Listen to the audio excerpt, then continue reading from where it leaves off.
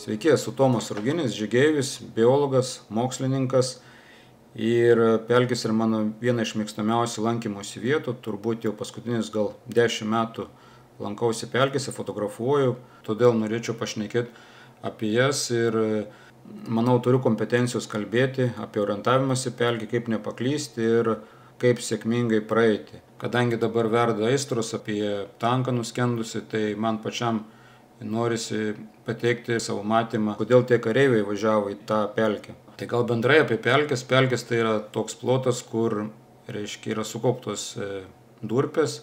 Tai dažniausiai buvo yra seni ežerai, per laiką užpelkėję, susikaupusi durpė ir žodžiu tokie buvę ežerai. Pas mus yra gan daug, pelkių gan nemažas plotas yra. Kai kurios pelkės yra šlapesnės, kai kurios sausesnės. Bet aš čia labai nenoriu tas pelkių ten tipus lysti, aukštapelkė, žemapelkė. Kur yra durpių daug, tai yra dažniausiai aukštapelkės, jos kliuksi, kiminai auga, spanguolės. Tai žmonės juose gal mažiau lankosi, bet kas vietiniai žino, keliauja tas pelkynus ir renka spanguolės.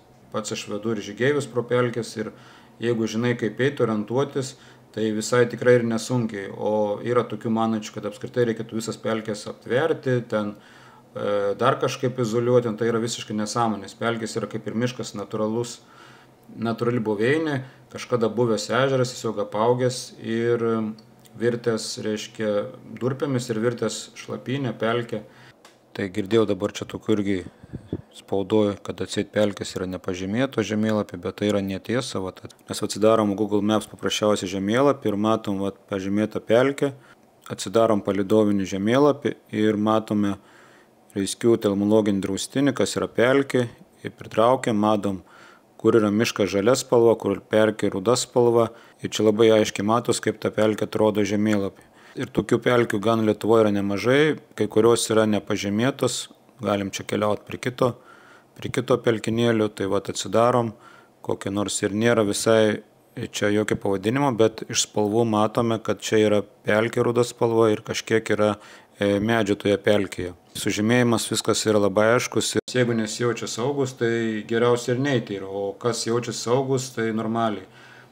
Aš pas tai pelkių labai daug išmaišęs esu ir tikrai galiu pasakyti, kad Lietuvoje turbūt daugumą pelkių yra pakankamai saugus eiti. Aišku, jeigu tu žinai kaip eiti. Nes jeigu eisi aklai, bet kaip, tai aišku, ten gali greit galą gauti. Reikia žiūrėti, kur kojas dėti. Nes daug vandens, kojas munka. Vietam, kol ištraukiu net. Kelis kars iki kelio įsmukau. Šitas tankas, kuris nuskendo, tai ten kažkas minėjo, kad nėra gerai, reiškia, pažymėta kaip po pelkė. Ten ir iš tikrųjų ir nėra tokios kaip po didelės pelkės. Ten yra labai nedidelis, sakykime, užpelkėjęs plotas, ten 50x50 metrų, tai labai nedidelis, aš sakyčiau, netgi turbūt čia užpelkėjusi ežero dalis, nors visi kažkodėl vadina pelkę.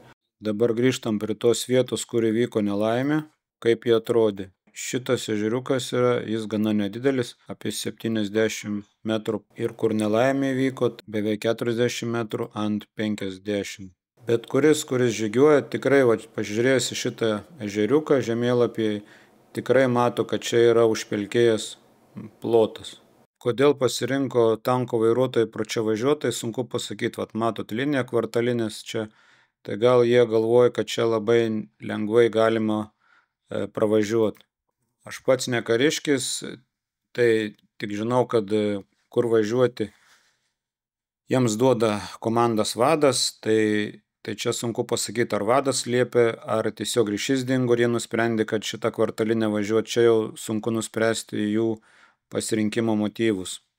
Bet pažiūrėjęs taip iš pirmo žvilgsnio, aš jei būčiau tanko vairuotojas, tikriausiai ryžčiausi važiuoti, nes man čia neatrodo labai didelė ta pelkė, kaip ir minėjau, keliasdešimt metrų, tikriausiai būčiau pasirinkęs važiuoti. Tačiau yra kitas niuansas, kad visada privažiavus reikia pasižiūrėti, kokia ta situacija yra, nes gali būti, kad ant žemėlapio atrodo visai nešlapia arba to šlapumo nesimato, bet privažiavus arčiau galim pamatyti, kad čia visai yra klampu. Buvo apsirikta ir važiuoti. Logiškai galvojant, į tokią vietą, kur yra minkštas dugnas, važiuoti su 60 tonų technika tikriausiai yra nelogiškas sprendimas. Nes pelkę vėlgi galim vertinti pagal tai, ir auga medžiai, ir neauga. Jeigu auga medžiai, kupstai kažkokie yra, Tai tokia pelkė praktiškai yra labai gerai lengvai einama, o kur, sakykime, nėra medžių, vien kiminai ir dar šlapis paviršius, tai tokia pelkė arba toks plotas žemės yra pavojingas. Gaila, kiek aš sekiau, tai bandžiau rasti tą vietą iš pat pradžių, kol nebuvo ten sudarkyta ta pelkė arba tas ežero dalis iš viršaus, kaip atrodo. Vieną nuotrauką turiu tokia artimesnį, kad ten augo pakankamai nemažai medelių, kas yra pelkė nerodė, kad labai šlapia. Ir mano manimu galbūt kareiviai pasiklydo, tiesiog įvažiavo į Proskiną, nes ten, ką aš mačiau, tai buvo kvartalinė tikriausiai, tai per tą kvartalinę turbūt judėdami neįvertino, kad tas plotas gali būti užpelkėjęs ir ne tiek baisu, kiek užpelkėjęs, bet kad labai klampus. Man iš tikrųjų labai irgi keista pasirodė, kaip tokiam plotelį galėjo nuskesti, bet turbūt, kai sveri ten 60 tonų ir daugiau, turbūt yra visai suprantama. Tai pagrindinis priežastis, mano manimu, kodėl nuskendo tankas, tai buvo žmogiškos.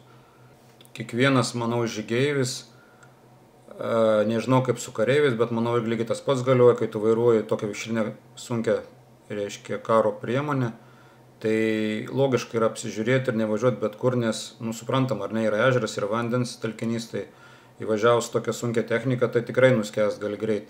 Viršinė priemonė pakankamai greit važiavo, kad ten tokia buvo įduba, tai vat leidžiant nuo įdubos, apačia buvo pelkė turbūt ir įlinda į tą, reiškia, pelkę. Ir vėlgi galvoju, kad bus paskelbta, kokiu kampu pasvirusiu, nes jeigu tas kampas taip smailiai kritė, tai aišku turbūt, kad buvo greitis kažkoks ir jie taip įvažiavo. Nes jeigu šona ar dar kitaip, tai galim sakyti, kad galbūt ir nebuvo greitis didelis. Kadangi Amerikos kareiviai tų pelkių patys jie nelabai turi, bet aš tikiu, kad jie tikrai gerai žino tą teritoriją ir manau žino, kad yra pelkės, bet dabar jeigu, sakykime, taip greit pradingo tas tankas su visais 4, tai tikriausiai buvo gan nemažas greitis. Pelkių Lietuvoje nėra daug belikę, tad jas reikia mylėti, kadangi pelkės yra kaip gyvas organizmas, sensta, užauga miškų ir jų visų laikų mažėja. O pelkės, kad ir kokios būtų klampios, pavojingos, neatsargiem žmonėm, jas reikia mylėti, kadangi mūsų lietuvių ir mitologija su tom susijusi, daug pasakų yra, bet to karo metais ir partizanai slėpdavosi. Tai mūsų pelkė tikrai turi reikšmę visokeriopą mūsų lietuvių istorijai. Ačiū, kad buvot ir iki kitų susitikimų.